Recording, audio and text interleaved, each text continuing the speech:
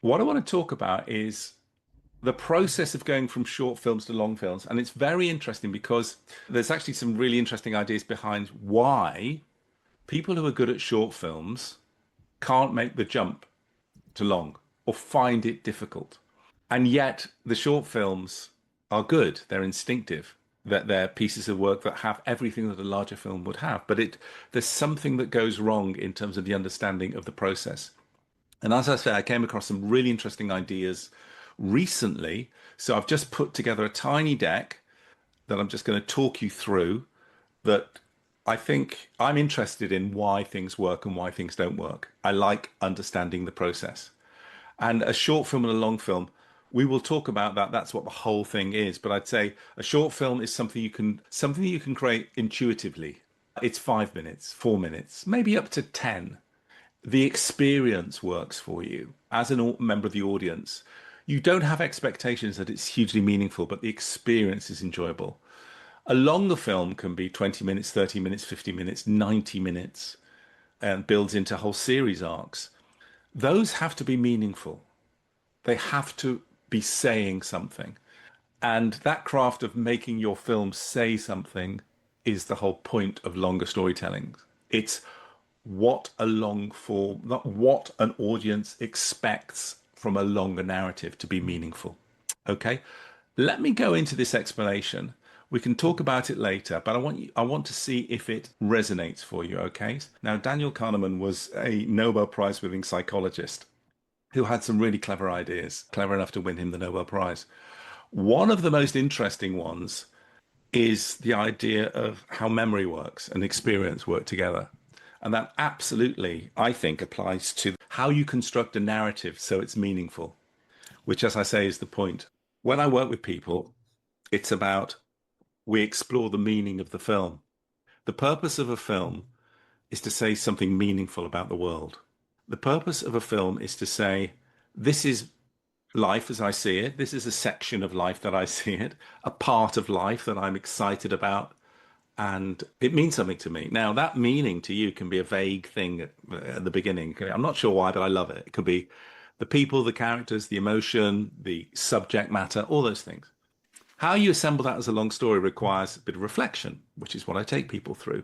What Kahneman said was really, really interesting. He said this: there are two ways of experiencing the world. There's the experiencing self, which is as life goes by, you have experiences. So you have this event and another event, pleasure, boredom, fear, surprise. It's a moment by moment experience as you're going on. The remembering self is when you look back at all your experiences and work out what they meant to you. This is just life as it goes on. And then you come to a point, you look back and say, what was all that about? Now, what is really interesting is when you're constructing a narrative, a long piece of work, the remembering self, the person who's got to the end of your 90 minutes or 30 minutes, looks back at everything that's gone before and judges whether it's been worthwhile or not. There's a famous story about someone who was listening to a record, famous story. Someone spoke about listening to a record of an opera. It was beautiful, and then there was a scratch in the last minute. And he said, oh, it ruined the opera for me. It didn't ruin the opera. He'd had 20 minutes of real pleasure. But that last moment was the thing that affected the experience of the whole. So the ending is incredibly important. What I like about this analysis is we know that endings matter. This is why endings matter. And actually, the way it works is this in terms of how your brain assembles a longer story. Now, when you are making a film, and this is the point, you can spend 90 minutes with someone, 90 minutes enjoying your documentary, and the last 2 minutes can ruin it for people. Now, the issue is this: short films that you might be working on, because everyone starts short, it's interesting in the moment.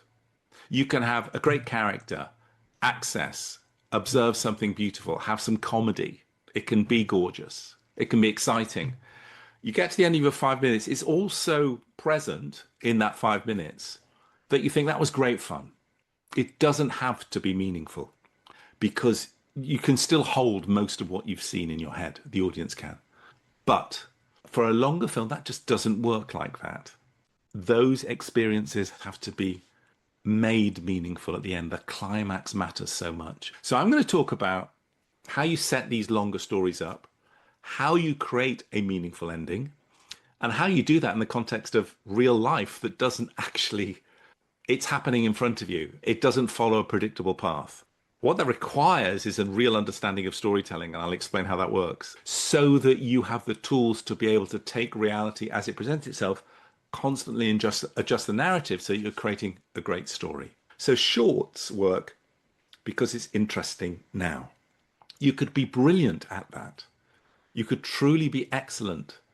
Making the leap from the short film to the long film can be a challenge, can be a real challenge for people because they're doing everything they're really good at. They know they're good at it. They're great skills, but it's not the skill of a, and I'm going to say this, storyteller, because storytelling and creating experience are separate things. And a longer length means you have a richer explanation and you're showing something that matters to the world. So a short filmmaker is moment to moment. A long form filmmaker, as well as moment to moment things matter. It's got to make sense an hour later. The thing I'm actually going to talk about is the opening and the ending. All right, in some detail. The opening and the ending, and that flexibility of thought. Because where you end really, really matters. It is different to a narrative feature, certainly. Fiction allows you to construct solutions to your film. So basically, you work out what you want to mean, and you can construct a fictional approach that creates meaning. You work out what you want to mean, and you create scenes and sequences and characters. You invent them that represent your idea. In documentary, you take real life and you give it meaning, but you have real life in front of you. It can be overwhelming. Real life has no boundaries. If you're not thinking as a storyteller, you might experience, some of you might have been filming for years. I have worked with people who film for years and they keep following and watching and hoping that something is going to happen because they're following an interesting person. I mean, I remember I said, I put it on a video once. If you're making a follow documentary, I never heard of that term until someone told me I'm doing a follow doc. If you're waiting for the person to succeed, you're in trouble because you're waiting and waiting and waiting. Whereas if you can make a story about their failure, then you're saying something meaningful about them. Okay, we will go into that.